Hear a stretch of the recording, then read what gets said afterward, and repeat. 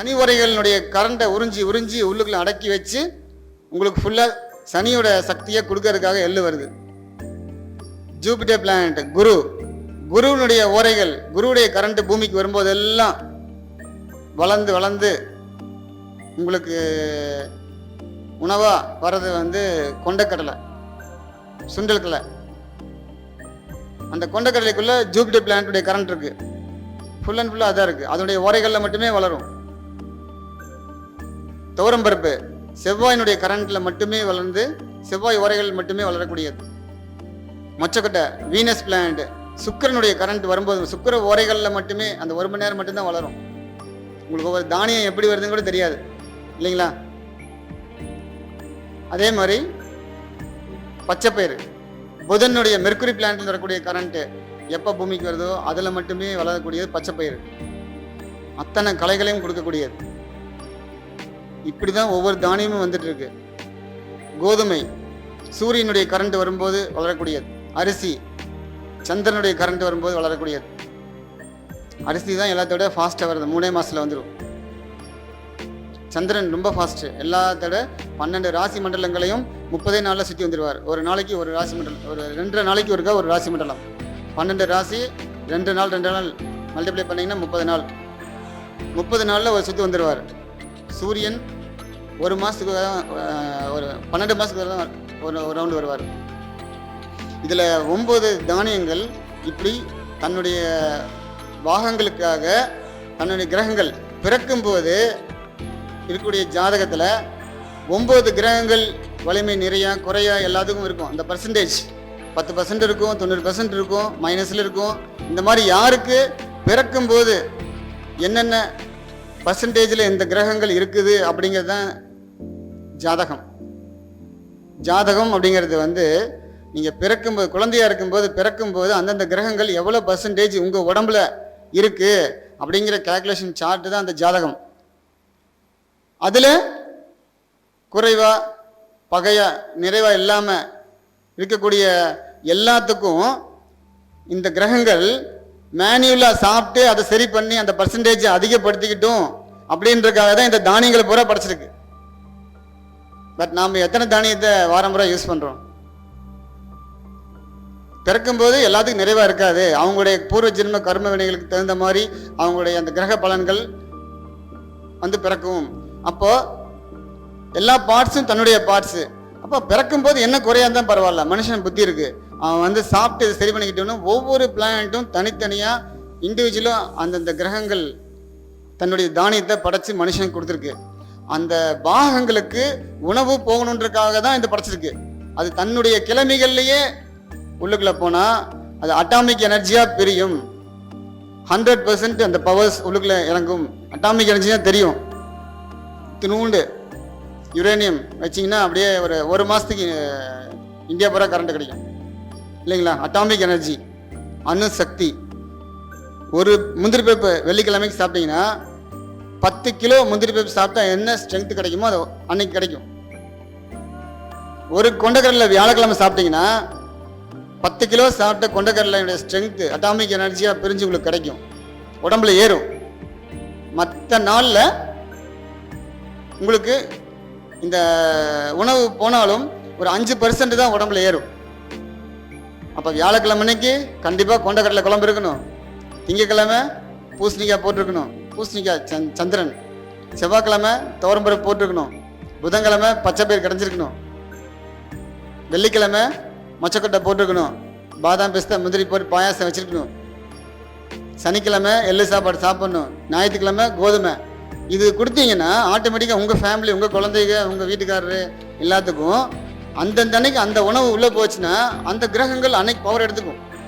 இப்போ 10 நாளில் ஒருத்தர் செத்து போகிறான், அவருடைய விதி அப்படி தான் இருக்குது அப்படின்னு வச்சுங்களேன். இந்த உணவு முறையை டெய்லி என்ன சாப்பிடணுமோ அதை காலையிலே கொடுத்துட்டிங்கன்னா அன்னைக்கு அவனை காப்பாற்றி விட்டுரும். அப்படியே அவன் 10 வருஷம் கூட இருக்கலாம். அவ்வளோ ரகசியம் இருக்கு.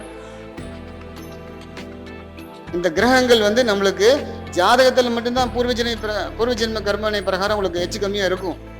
ஆனால் வெளியில் ஜென்ரலாக நீ அறிவு இருந்தால் பொழைச்சிக்க அப்படின்னு ஏகப்பட்ட விஷயங்களை நம்மளுக்கு கொடுத்துருக்கு.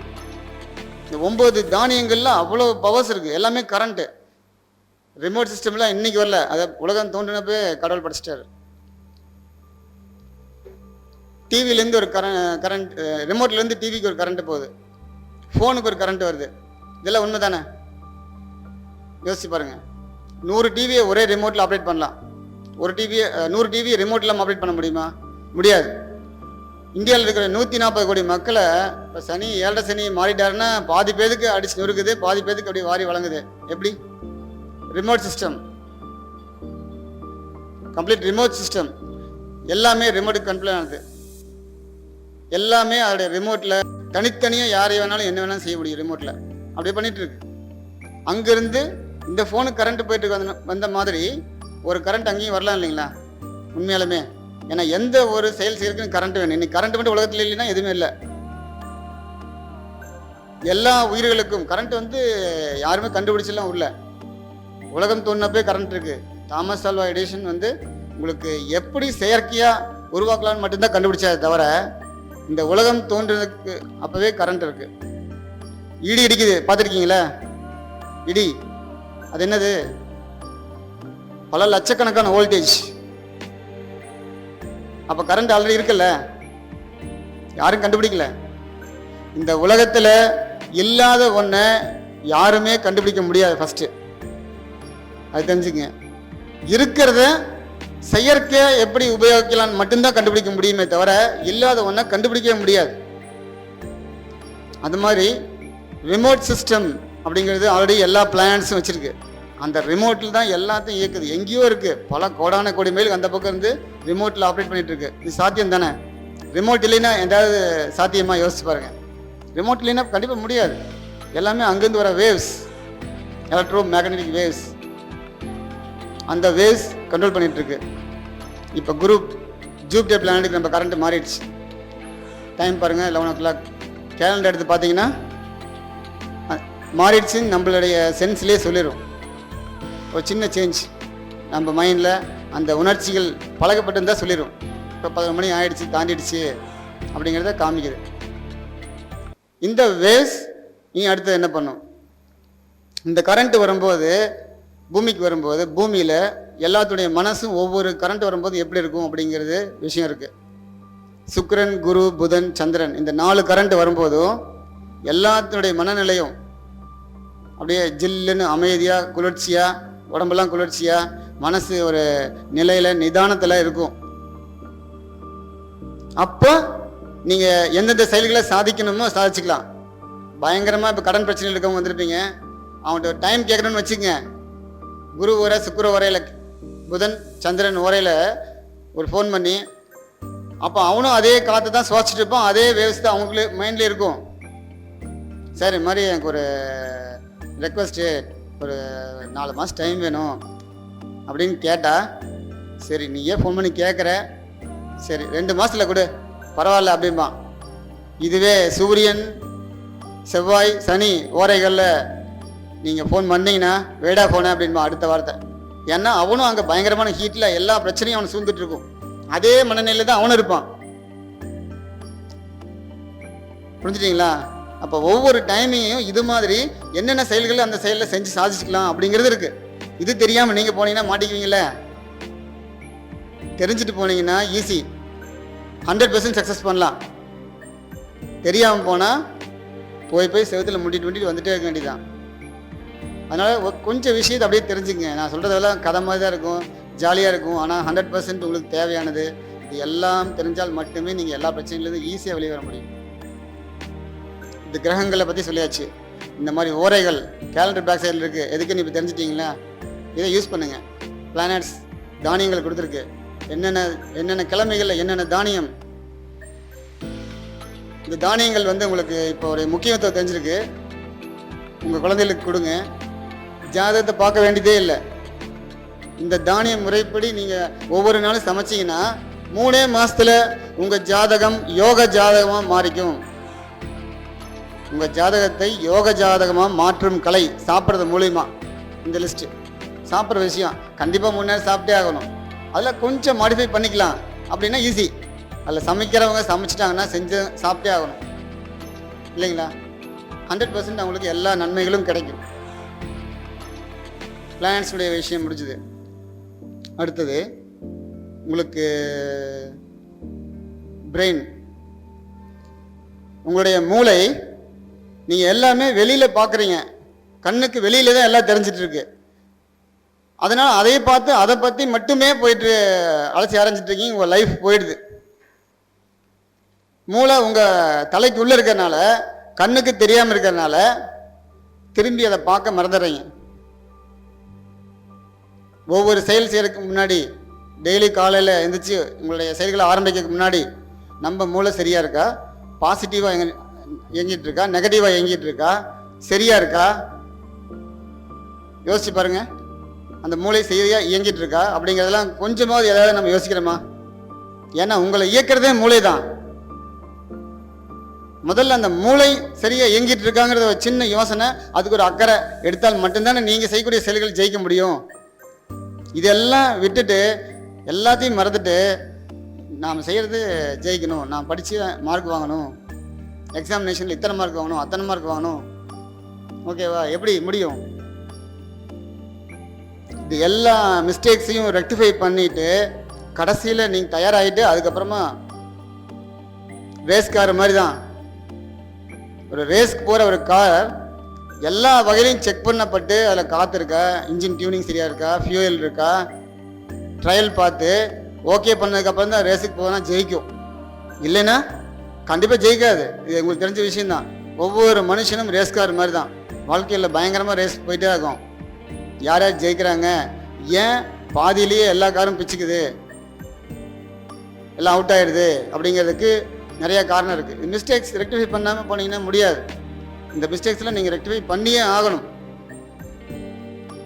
இந்த பிரெயின் சரியாக இயங்கிட்டு இருக்கிறதுக்கு நிறைய விஷயங்கள் இருக்கு.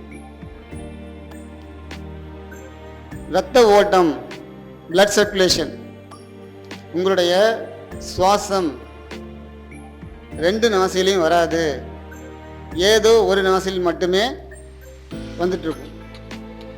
வலது நாசி, இடது நாசி, சூரிய நாடி, சந்திர நாடி அப்படின்னு பேர் இருக்கு. அதில் உங்களுக்கு செக் பண்ணி பாருங்கள், ஏதோ ஒன்றில் தான் வந்துட்டு இருக்கும். இது பாதி பேருக்கு தெரியும், பாதி பேருக்கு தெரியாது. ஏதோ ஒரு நாசில் மட்டுமே சுவாசம் வந்துட்டு இருக்கும். இந்த சுவாசம் ஒவ்வொரு 45 நிமிடத்துக்கு ஒருக்கா மாறும். லெஃப்ட் ரைட்டில் மாறணும். இது விதி. எல்லாத்துக்கும் இயற்கையாக ஒரு மனுஷனுக்கு 45 நிமிஷத்துக்கு மாறிடணும். ஏன்னு கேட்டிங்கன்னா, வலது பக்கம் சுவாசம் வந்துட்டு இருக்கும்போது நம்ம உடம்பு வந்து ஒரு விவசாய பூமியாக நினச்சிக்கங்க. ஒரு 10 ஏக்கரா இருக்குது. அதுக்கு தண்ணி வந்து அட் அ டைமில் எல்லாத்துக்கும் பாய்ச்ச முடியாது. ஒரு 5 ஏக்கரா ஃபஸ்ட்டு பாய்ச்சி விட்டு திருப்பி வெட்டி இருந்தால் கொடுத்தீங்கன்னா 5 ஏக்கராக்கு மறுபடியும் பாயும். மாற்றி தான் விட முடியும், எல்லாத்துக்கும் ஒரே டைமில் விட முடியாது. அந்த மாதிரி நம்ம உடம்பு ஒரு 10 ஏக்கரா பூமி மாதிரி. இதுக்கு ரத்தம் ஓட்டம், தண்ணி பாயறதுக்கு 2ஆக பிரிச்சிருக்காங்க, ரைட் லெஃப்ட்னு, சரி பாதியா. இப்போ வலது நாசியில் சுவாசம் வந்துட்டு இருக்கும்போது வலது பக்கம் ரத்த ஓட்டம் ஃபுல்லாக பாயும்.